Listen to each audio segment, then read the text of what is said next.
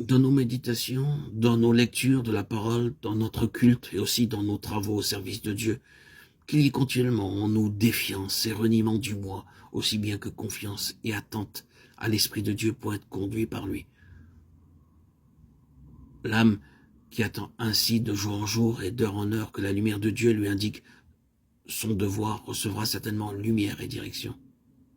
Si donc vous voulez être conduit par l'Esprit, renoncez jour après jour non seulement à votre volonté et à votre sagesse, mais à votre vie, à votre être tout entier. Le feu descendra du ciel et consumera le sacrifice.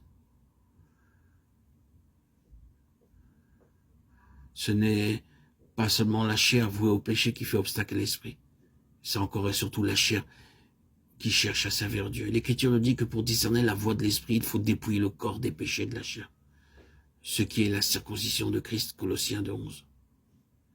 Cette direction de l'esprit est affaire de foi,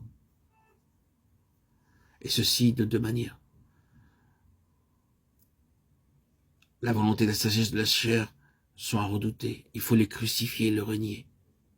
Il faut fermer l'oreille à toute voix de la chair et de sa sagesse, soit qu'elle s'élève en nous-mêmes, soit qu'elle vienne de la part de ceux qui nous entourent.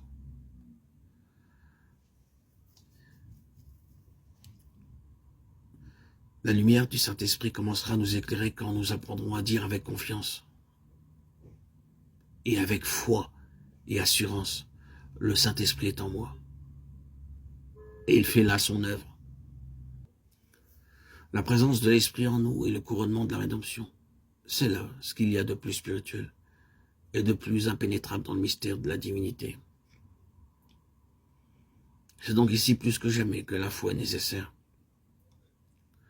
La foi, c'est la faculté que possède notre âme de reconnaître ce qui est invisible et divin, de recevoir l'impression de la présence de Dieu. Quand il s'approche, de saisir selon sa mesure ce que Dieu lui donne. Le Saint-Esprit nous communique la vie divine de la manière la plus intime.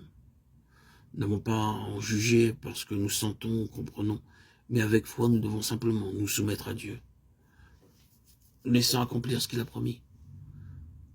C'est la foi qui nous fait réfléchir et adorer, qui nous fait prier et nous confier chaque jour de nouveau, qui dispose notre âme à recevoir avec adoration et action de grâce cette parole du Seigneur. Il sera en vous.